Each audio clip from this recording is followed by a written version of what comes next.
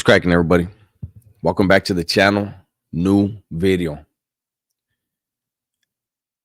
I was asked to do a reaction to this video. This is a long video. Um, the original video is by Killer Chronicles. Shout out to Killer Chronicles. They do very great work over there. They don't release a lot of videos, and I think it's because of the homework that the guy does. He wants to make sure he's giving the best product and looking through everything before he puts something out. This one is called Woodie's Dirty Deed, The Deadly Secrets of 1994. This is the story of Woodie, the rapper from Northern California. I've never heard his music. I've heard parts of it. I think there may be some in here, so I might have to be careful and skip some stuff. I don't know. I've seen just a little bit of it, but I always hear his name. Like on Gunner's Lives, when he used to play music a lot, there were always a lot of people asking for Woodie's songs, right? And I had heard that, he had been involved in something and something went down and, there was a question mark. And that's what this video is addressing by Killer Chronicles. And that's what we're going to go through with the original video being 33 minutes long. There's a good possibility I'm probably going to have to cut this into 2 parts in order to do a reaction, because it would be way too long to do a reaction of a 33-minute video. But let me read what the notice says. I'm sure you can see it, but I'm going to read it anyways. It says, notice: the information presented in this video is based on publicly available sources. All media use is subject to the doctrine of fair use, allowing limited use of copyrighted material for purposes such as criticism, comment, news reporting, teaching, scholarship, or research.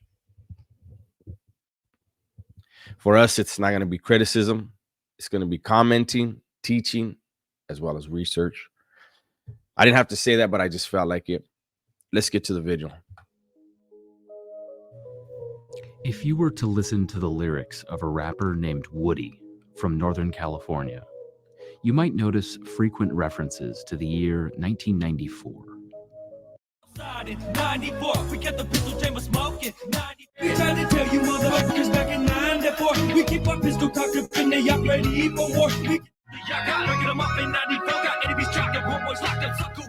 What exactly happened in 1994?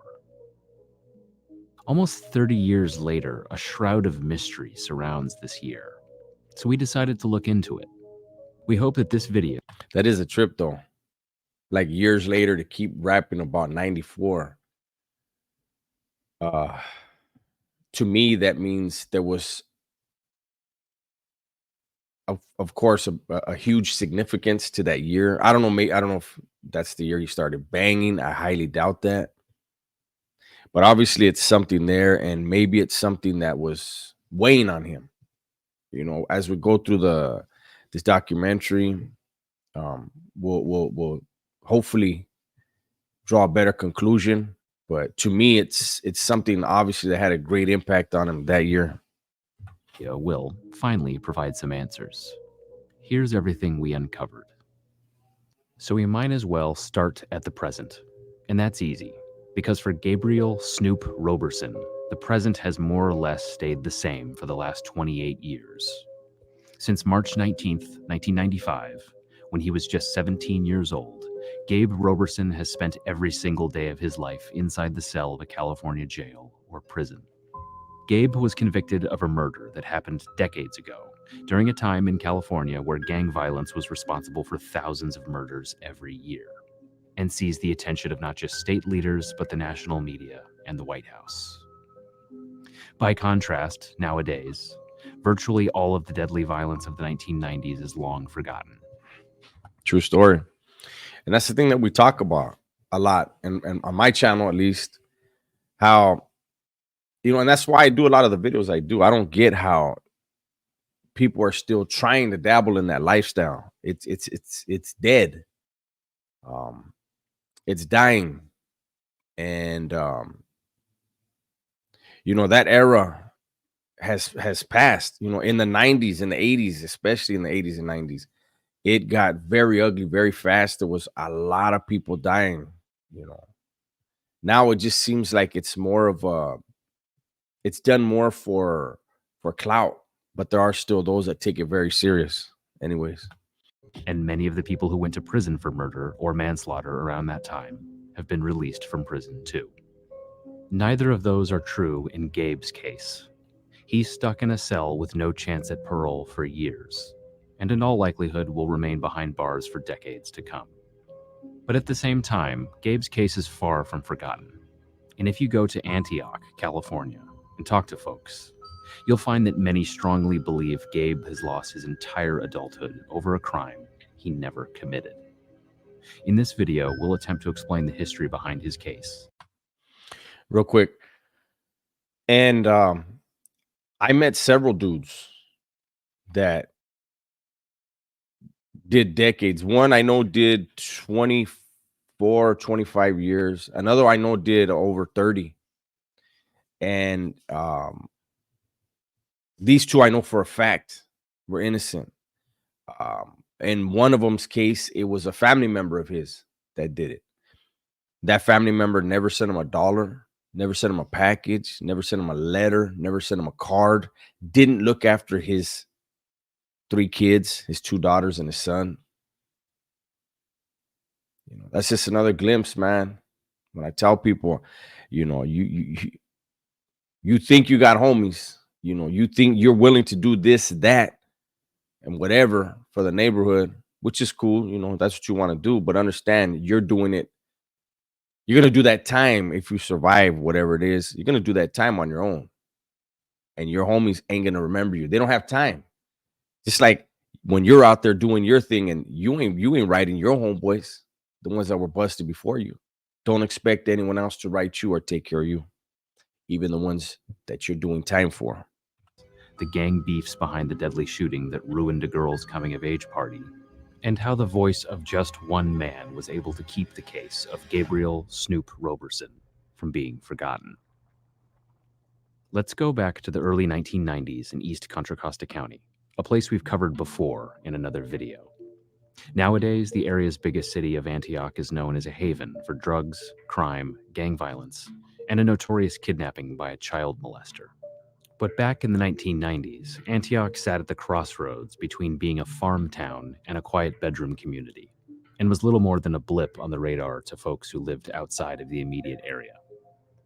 Its neighboring city of Pittsburgh, however, had a different reputation back then. Pittsburgh was a high crime area, and a place known for shootings, robberies, gang brawls, prostitution, open-air drug dealing, and practically every other crime you can think of. And while Bloods and Crips violence grabbed the nation's attention in the Los Angeles area, in Northern California there's a different kind of color war going on. Norteños and the Sureños, translated simply to Northerners and Southerners, who claimed red and blue respectively, and carved out territory through cliques that formed organically throughout the Bay Area, Central Valley, and coastal communities. During the 1990s, a few such subsets rose to prominence around the same time. They were largely made up of kids who were just a few years past puberty, yet their lifestyles and the crimes they committed were well beyond what you'd expect from a group of kids.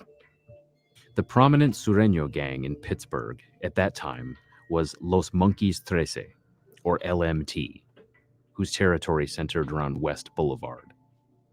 Teens' parents who were from Los Angeles or who had traveled from that area were more likely to join LMT. But if you were an up-and-coming Norteño, you probably ended up in either the Pittsburgh-based East Bay Locos or the Antioch gang known as the West 20th Street Norteños, a name bestowed upon them by a local newspaper, also called West Twomp for short. I don't know if anybody else is noticing, but are you guys tripping out on the weaponry that these guys are showing? Both groups. So the Southerners, you saw, it looked like they were holding a lot of shotguns, a lot of sawed-off shotguns. And then Northerner pictures, we see a couple handguns right here, but we see the weaponry then. And then you look at these guys on IG. These guys are walking around with AKs, ARs. It's a trip. Like nowadays, they're walking around with these high-powered, high-caliber weapons and showing them off on the gram, like they like to say. And these guys back then running around with their shotgun. These are pictures that they would post, and keeping a photo of them. They weren't online, and they posted, but they're really using these. I mean,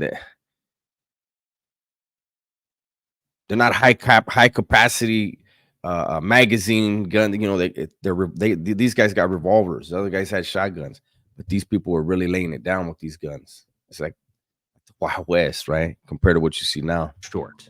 The media's bringing plenty of feedback and us look like monsters. Level of us West 20th Street, yeah, we West monsters. Members of these two groups were known to intermingle, and the violence between both Norteño cliques and the LMT became almost routine. That brings us to April 16th, 1994, when a 16-year-old Pittsburgh resident named George Garcia decided to take advantage of his father going a couple hours south to San Jose. George Garcia. How many times have we done this? I didn't, but I had friends, my homie, my road dog, Chino. His parents used to take off to the SGV almost every weekend. Guess what we did? Every weekend we're throwing parties. So this is a normal thing that happened back then. This guy, his family's out, parents are out. Little party time. Call everybody. Hey, get them over here. Let's party. Let's see what happens. And invite friends over to his home on 138B Madeline Street. He asked about a half dozen people to come over, but one of them, a guy named Goofy Eddie Segura, who drove a distinctive 1979 Burgundy Monte Carlo, circulated a flyer advertising the party around two local high schools. So a lot more guests were bound to show up. Oh, Goofy, man. There's always a Goofy, right? Like, damn, how did he get flyers that quick and that many? The same day? Yeah, Goofy should be like somebody's A&R, right? He found out about the party and went in. Like, I wouldn't even. Where do you go? Kinko's? Like, where do you go? But why is he inviting people? This is when, if it would have been just the original 6 to 10 people that were invited, these guys' whole lives would have been different. But Goofy decided to send flyers out, invite all kinds of people. And I can guarantee exactly what happened is Goofy gave it to some girls. One of these girls, or a couple of these girls that talk to Southerners as well as Northerners, called a Southerner like, hey, they're going to be partying over here. Or a Southerner called one of them chicks, was like, hey, what's up? What you doing tonight? I'm going to go to this party. What party? Oh, it's so-and-so's. Oh, is that right? Who's going to be there? But in my experience, especially down in, like in the 80s and 90s, I was only out 5 months in the 90s. But the chicks always gave up the drawings. We always knew who was partying and where they were partying because they would call us. And that's how things get cracking. Among them were brothers Carlos Blackbird Ramirez and his brother Ray, as well as Gabe Roberson and a host of other EBL and West 20th Street gang members. For you see, George Garcia was a Norteño and was hosting a party with many Norteño guests, despite living right in the heart of Sureño territory. Wow. They soon learned. I could hear it already. I don't want to call her a bad name. Some chick clowned these Southerners. Guaranteed. These fools are throwing a party in your neighborhood. You guys are weak. You can't tell a teenage gang member that they're weak, that he's weak and his body was weak. You can't do that. I guarantee that's what happened. That they weren't the only ones who knew about the party that night. A little before 10 p.m., a blue sedan drove by. and someone hung a gun out the window and opened fire at the house party, striking Ray Ramirez in the side. He fell, hitting his head on the concrete, while the bullet instantly paralyzed him from the waist down. His 17-year-old brother, Blackbird, witnessed the entire thing and was obviously incredibly distressed. 5 years later, after lingering in poor health, Ray Ramirez would pass away shortly after being admitted into a local hospital. Gabe Roberson was standing right next to Ray Ramirez when he was shot, but didn't stick around too long after the cops got there. He would later explain that he'd decided he'd had enough for one night and simply walked on home while replaying the traumatic events of the evening in his head, while other norteños from the party plotted retaliation. This incident set off a chain of events that would forever change the lives of everyone involved. It just so happened that on the same evening as the party on Madeline Street, a family was hosting a coming-of-age party for 15-year-old Cristina Ramirez at the Veterans Hall in the neighboring town of Antioch.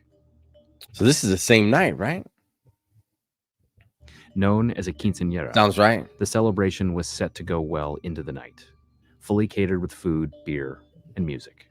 Quinceañeras are typically joyful events, full of life and dancing, where the young lady who's being celebrated gets to help plan her own party in great detail. In this case, Cristina made a seemingly innocuous decision that might have factored into the tragedy that was about to unfold that night. She decided that guests would wear sky blue, and that the room should be adorned with white and blue balloons. Simultaneously, Cristina's father hired a band, but gave the musicians specific instructions. They were absolutely not allowed to invite anyone else to the party, despite that being a somewhat common practice for hired bands. Unfortunately, the band ignored this request from the Ramirez family. What'd I say? For the Northerners, it was their homeboy Goofy. The band has a Goofy. People just can't follow instructions, simple instructions.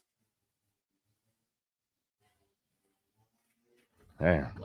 And at least one member invited some buddies to enjoy the fun, including an LMT Sureño named Cristobal Lozano. 2 years later, Lozano would be arrested along with 4 other Sureños on suspicion of killing 18-year-old Luis Cano in Antioch. And he'd later take a plea deal for an assault with a firearm charge. But on this night, police were pretty certain that he'd had nothing to do with the shooting at the party that paralyzed Ray Ramirez. And the 2 suspects who police eventually identified, Joel Pirate Tapia and Baltimore... Oh, they weren't even shotguns. He had a righteous rifle. Wow. My bad. I should have put my glasses on. This is close up. Anyways,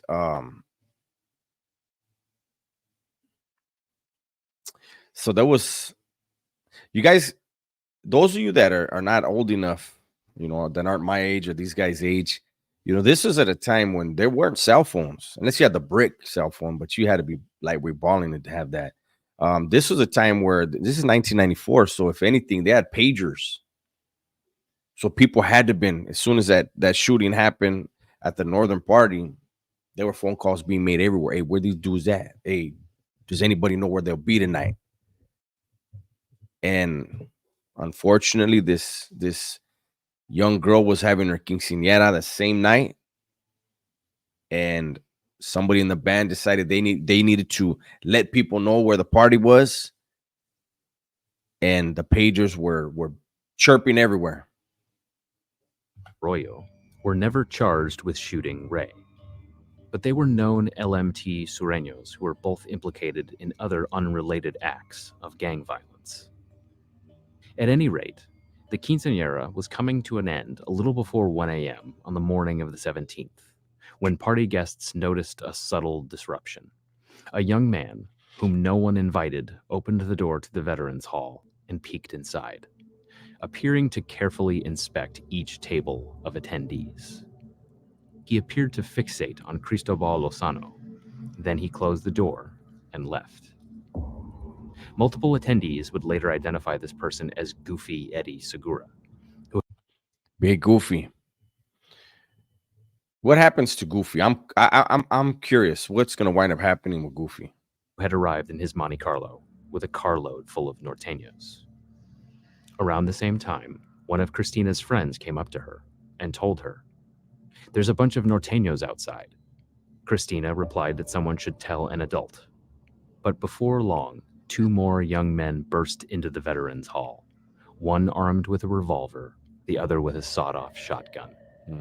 They appeared to be aiming at Lozano, who was standing near the band, when they opened fire. Lozano escaped injury completely, but 5 people were hit, including 2 of Christina's uncles and 3 other party guests. Alfredo Gutierrez, an uninvited guest whose brother was in the band, was one of the men to be hit by a bullet. He would later recount, quote, "I just couldn't breathe when I got hit. It felt like someone hit me with a bat on my ribs." A couple feet away from Alfredo, 26-year-old Jorge Franco fell to the ground and keeled over, quickly bleeding to death from a gunshot wound that struck him directly in the heart. In the span of a few moments, this coming-of-age party had been turned into a gangland bloodbath, and almost none of the party guests saw the shooters as anything more than a couple of shadowy figures who left as quickly as they'd arrived. Despite the plethora of witnesses, the possible connection between the earlier shooting in Pittsburgh and the fact that Goofy Eddie had been positively identified just moments before the actual shooting, no arrests were made in the case for years. And youth violence in East Contra Costa County continued. 2 months after Franco was killed, an underage East Bay Locos member named Gabriel Olage was arrested for stabbing a 17-year-old Hayward boy at the Sun Valley Mall in Concord, California. Uh-oh. What does this have to do? Let me see. If I wonder if it's what I'm thinking. After they both yelled out their names of their respective rival gangs. Olage was sentenced to a stint in the notorious California Youth Authority and released shortly before his 21st birthday. But just 2 months after his release, Olage was shot in the neck and killed in Pittsburgh. The suspected shooter, 18-year-old Alfonso Calderon, was identified as a fellow norteño who Olage allegedly mistook for a rival and confronted with a knife. The shooting was ruled self-defense. In August 1994, George Garcia would become implicated in a homicide in Antioch, alongside another teen named Victor Ayala. According to police, media reports, and Garcia's own statement, Ayala fatally shot 18-year-old Philip Adrian Nolan, while Garcia fired off a sawed-off shotgun. Ayala was charged with murder, while Garcia was hit with attempted murder charges. But their cases were handled in juvenile court, where penalties are much lower and the proceedings stay out of the public's eye. Well, they got lucky on that because I don't know about any other state, but in California, you get a life you can get a life sentence for an attempted murder. Usually, it's if the bullet or the knife wounds are above the waist, that they're gonna give you a life sentence for it. Usually, I guess he muted that. Nolan's death was preceded by the killing of a 14-year-old Richard Orellana in nearby Concord just 2 weeks earlier, which was also chalked up to the Norteño-Sureño conflict. So they were going at it.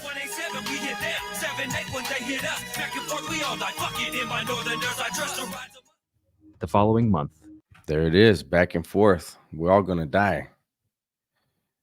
That's how it was back then. You mean if your enemy thought they were hard, they're gonna have to prove it to you, and you're gonna prove how hard you were. It's unfortunate, and it's unfortunate that even though things aren't as rough as this anymore, I mean, in places they still are in California, but it's not as much as it used to be. But it sucks that there still is pockets of it. There still are pockets of it. At a bonfire market in downtown Antioch, 3 people were shot by a young man who first fired at a person he was arguing with, but then appeared to just shoot randomly into nearby crowds. Luckily, no one was killed. Wow. One evening in January 1995, at a Taco Bell in Antioch alongside Highway 4, someone in a yellow Malibu full of norteños fired several shots into a BMW after one of the passengers yelled something at them. One person was struck in the hip and another cut by broken glass, but nobody was killed. This time, the suspect was identified as an Antioch native named Ryan Wood, whose red-tinted hair may have made him easy for eyewitnesses to identify. Wood was spotted by the police shortly after the shooting, but escaped following a car and foot chase. Wood's residence in nearby Clayton was raided by police, and they seized photographs and other evidence before ultimately arresting him on attempted murder charges. Wood was able to avoid prison, thanks in part to a lack of... That dude's holding the gun to his own head. I don't play with that shit. ...witness cooperation, but was required to stay away from the Antioch area as a term of probation. Instead of doing 15 years, did a year with 3-year felony probation and 5 years joint suspension. You usually wind up doing that. And had to sign an agreement. I could not legally reside in Antioch as long as I was on felony probation. In just a few years, though, Ryan Wood would be known around the world for being influenced by his upbringing in the city of Antioch, and the Taco Bell shooting would later be immortalized in a popular song. In November 1995, yet another teenager was killed in a shooting, this time just 1 block away from Antioch City Hall. 17-year-old Martin Maya was shot in the head, abdomen, and arm, but survived until the next day when he was pronounced dead at a local hospital. 2 others were injured. This time, police identified a suspect within hours of the shooting, and detectives would later claim that the same man was responsible for the Bonfair Market shooting nearly a year earlier. It was Carlos Blackbird Ramirez, Ray Ramirez's brother, who had apparently spun out of control after that fateful night on April 16th the year before, after watching his brother suffer. Raymond, the night before April, he got shot. Started a big old thing. A whole bunch of stuff happened. Brother got shot and I just went crazy. Give a fuck, bro. That was the beginning of his downfall, Blackbird's probation officer would later tell a local newspaper. Before that, he wasn't a serious criminal, just a gangbanger having fun. A judge issued a warrant for Blackbird's arrest.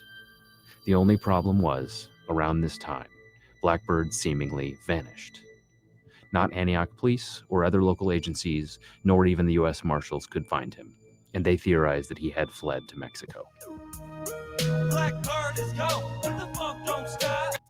While the search for Blackbird continued, police were trying like crazy to gather enough evidence to... You know, that's that saying that they say, and I've said a bunch of times, hurt people hurt people. You know, this dude, I'm sure, felt responsible for everything that happened to his brother because he's the one that invited the original 6 to 10 people, whatever it was, to the pad. Hey, let's kick it at the pad. Let's party. The fact that Goofy did the flyers and got everybody, you know, to show up, everybody else,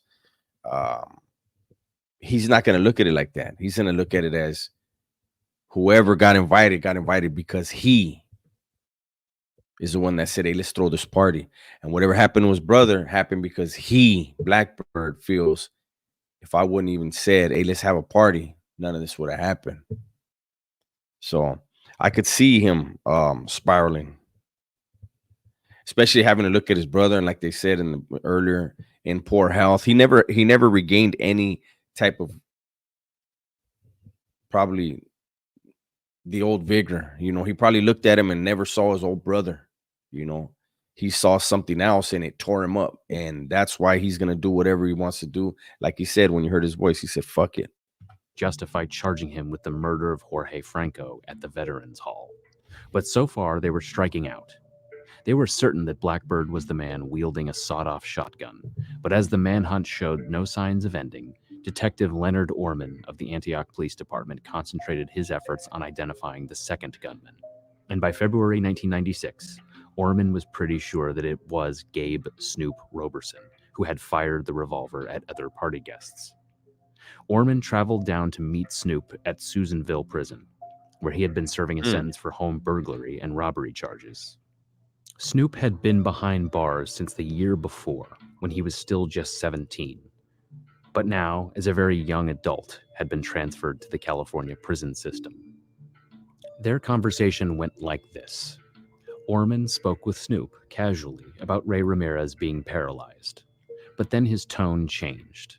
He started grilling Gabe about the quinceañera, telling him he'd never see his 2-year-old son outside of prison ever again.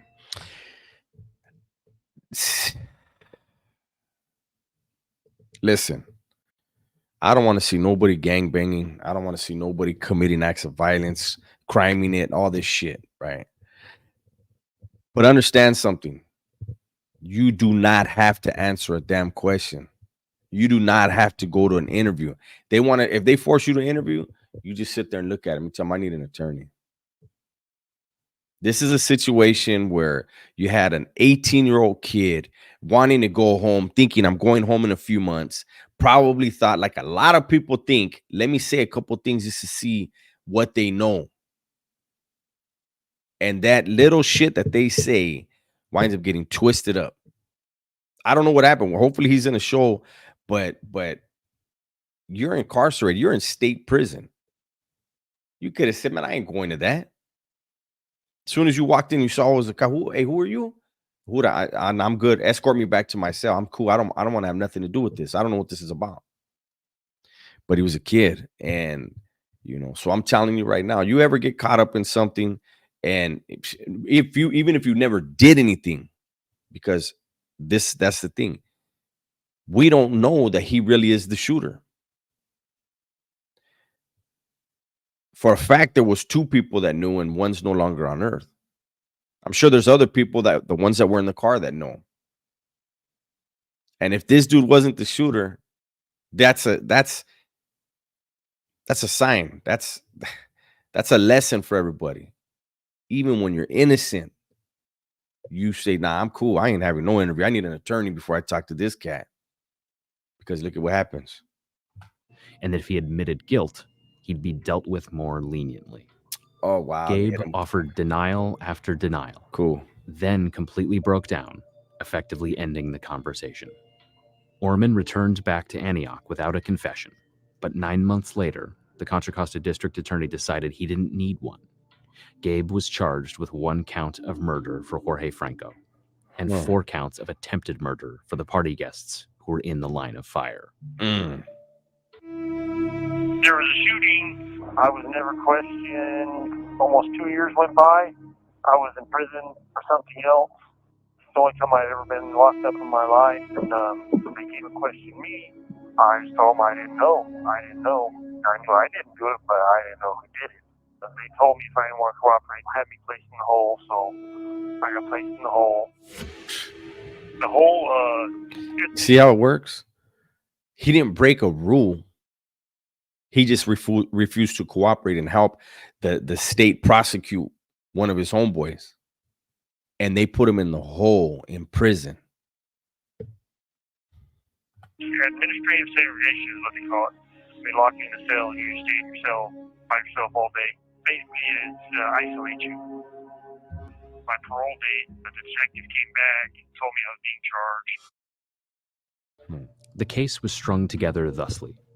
1 party guest had identified Gabe from a photo lineup and repeated the ID during the preliminary hearing, while a second man had told police he saw Gabe outside the Veterans Hall with a gun near Goofy Eddie's Monte Carlo, then later claimed he wasn't so sure.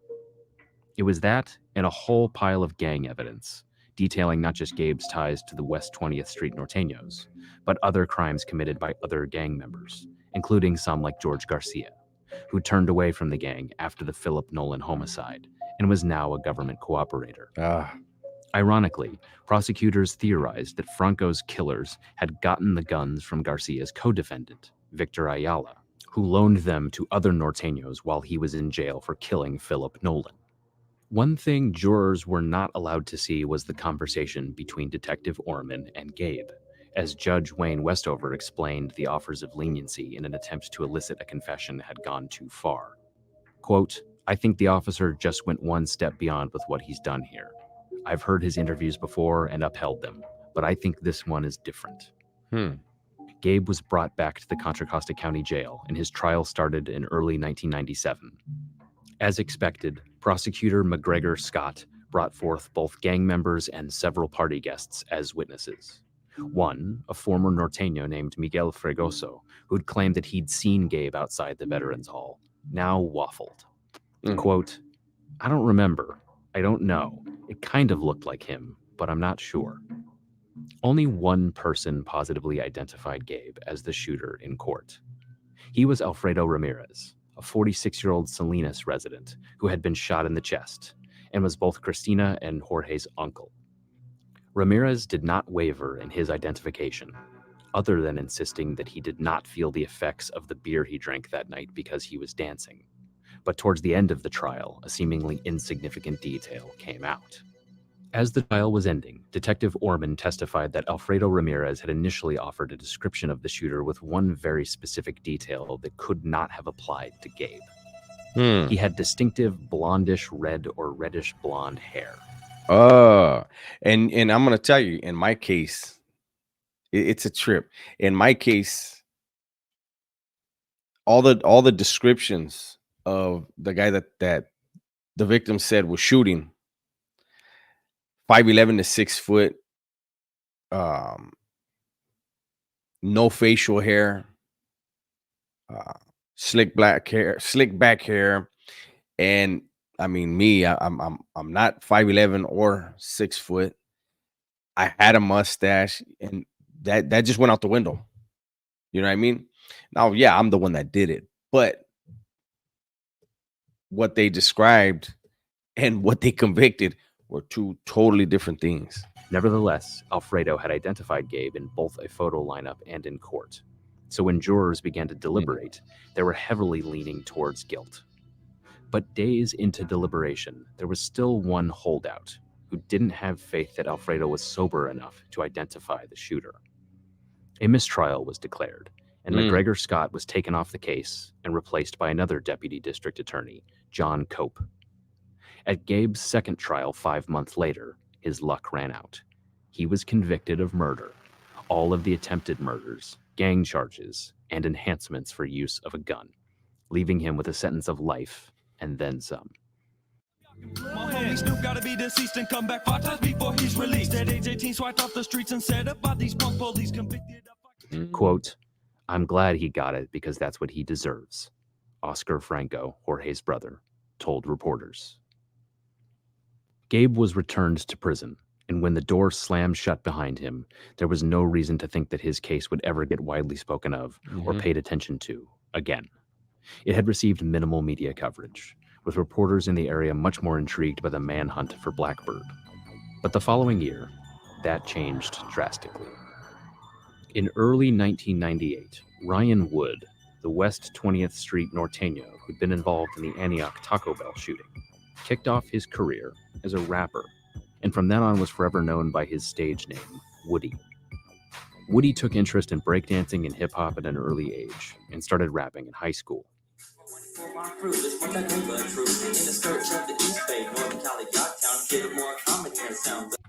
Was that him? That lady sounds like Warren G right there. But to me, at least.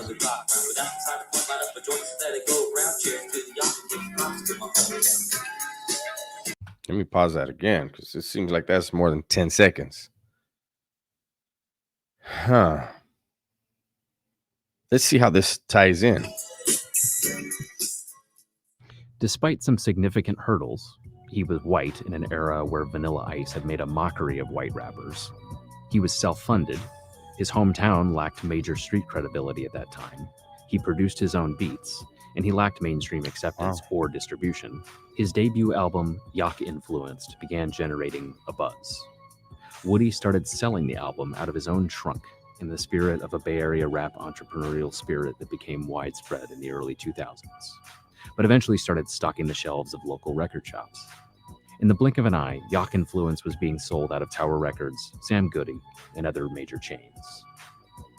Woodie's songs were transparently authentic, the musings of a young man caught up in a treacherous world of gang violence, torn between unwavering loyalty to his friends, while contemplating how and when he'll face the consequences of his lifestyle.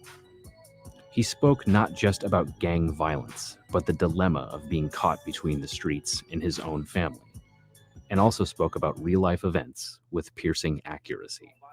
Listen to the tape. These are real events that happen. I'm talking about real people, homeboys of mine. This isn't a fictional tape. This is real things. This is my side of it. This is how On the album Demons in My Sleep, released through the major distributor Koch Records, Woodie included a song called Tales of a Killer, with a verse that recounted the events of the Taco Bell shooting that mirrors the police reports in that case almost exactly. There's another common theme in Woodie's music: Gabriel Snoop Roberson. In song lyrics, album liner notes, and in interviews with the media, Woodie insisted that Snoop was innocent and praised him for his, quote, loyalty. He made the Lord see his loyalty and overlook his sins when he dies and let him live in royalty. Woodie also had a message for Snoop. Quote, "We got that appeal lawyer coming." They had to cut out that music too. Yeah, there's a lot of music in here. I don't know if I'm gonna even be able to put this out.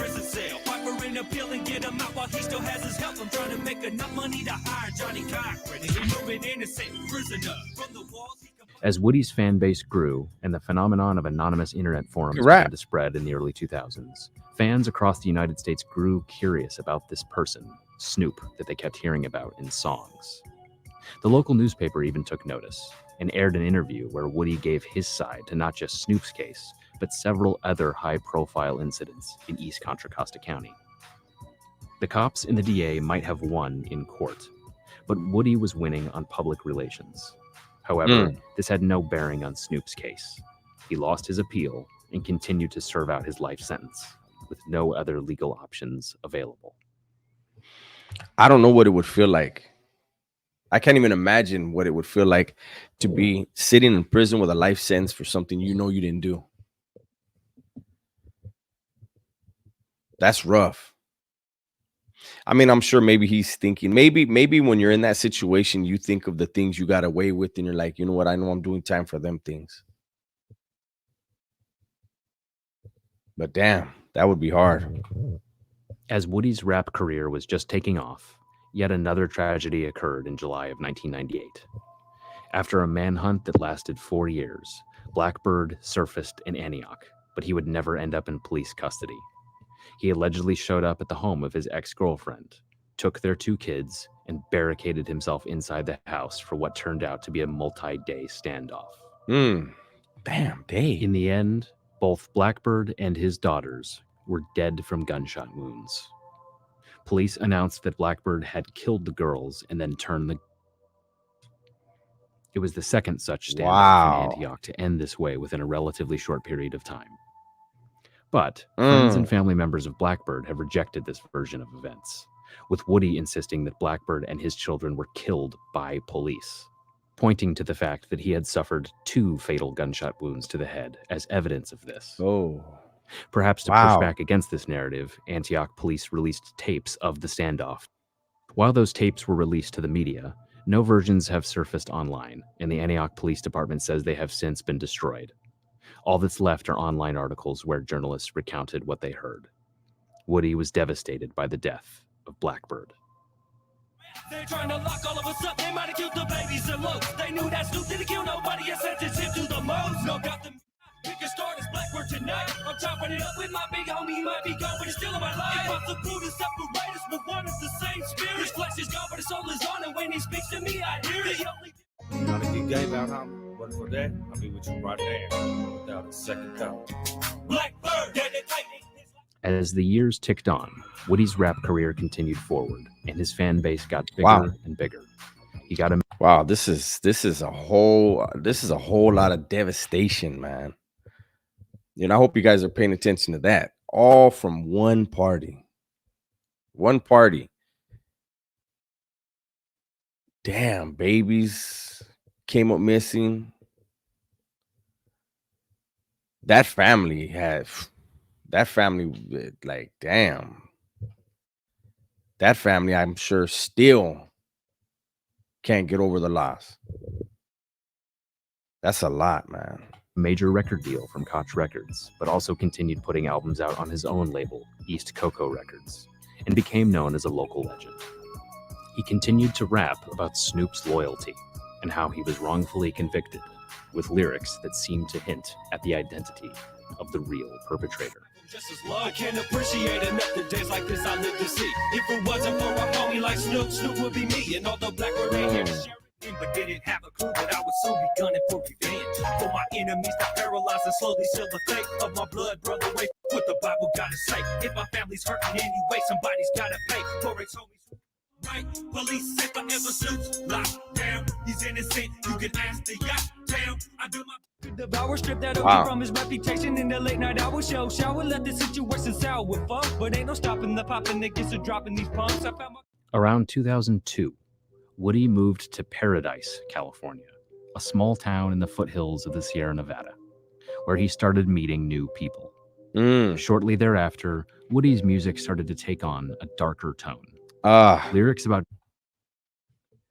too much time on his hands. He was in here too much, more than likely. gangbanging and partying were overshadowed by lyrics about government conspiracies, mental health, and otherwise morose themes. But then, on March 7th, 2007, Woodie died of an apparent self-inflicted gunshot. Wow. As rap fans mourned the death of an underground legend, Woodie's mother made an alarming post on an East Coco Records internet forum, stating that after Woodie died, he had been robbed by a, quote, evil girl. To this day, circumstances surrounding Woodie's death remain somewhat of a mystery. Online rumors spread that Woodie died in a town called Florence in Oregon. This rumor traces back to an online post by someone named Sharon M. We were able to verify that Sharon M. is in fact related to Woodie and resides in Florence, Oregon. We will leave it at that. Another rumor is that Woodie was distraught following the death of his wife, but we could not find any confirmation that Woodie was even married. We were also unable to locate a coroner's report, but did find confirmation of death from the Social Security Death Index. Nevertheless, not even Woodie's close friends know exactly what happened to him. Damn, still can't believe my end is young. Can't shake the feeling in my gut, there's something more that went on. But you the only one that knows the truth, which adds to the stress. So many questions still unanswered, I can't seem to let rest. It's weighing heavy. But here's what we do know about the days leading up to Woodie's. This is crazy. I don't know if I'm going to be able to put this video out. I have a feeling YouTube's going to give me some problems with it. I hope they don't. I hope you guys see this, and I'm not going to cut this up. I'm going to go ahead and leave it, put it out in one part. And hopefully I hope some kids see this, man, and understand there was, people went back and forth for the homies, and look at all the death and destruction that was left. All from one night, a party in one night. The seeds that were planted in that one night of hatred on both sides. It's amazing. His death. An IRS tax lien was levied against him in late 2006 for $10,282. He made frequent trips to Oregon and Washington. He used several burner phone numbers and even used a fake name to obtain a P.O. box in Paradise, California. In June 2009, Lenny Cervantes, who was a close friend of Woodie, died in a mysterious car accident in Paradise. Nearly 30 years have passed since the fateful night of the Veterans Hall shooting, and a lot has changed. The men who prosecuted Snoop went on to become a leading U.S. attorney and a judge, respectively, while his lawyer was also appointed to the bench. Detective Orman remains in law enforcement after an esteemed career at the Antioch Police Department, and Woodie's music is as popular as it ever was, with many of his friends dedicating their own rap careers to keeping his legacy alive. For Snoop, though, almost nothing has changed. The Innocence Project considered representing him, but ultimately turned it down because it generally reserves resources for cases with DNA evidence. Exactly, that's what I was going to say. His appeals have struck out, and his first parole board hearing went horribly. And unless he shows up at the next hearing with his hat in hand, ready to confess to something he still insists he did not do, He doesn't have to do that. I have to interject there. He doesn't have to do that.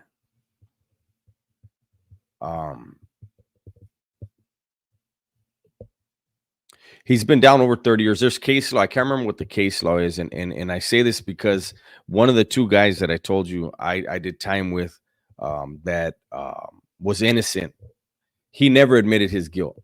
He always stated his innocence.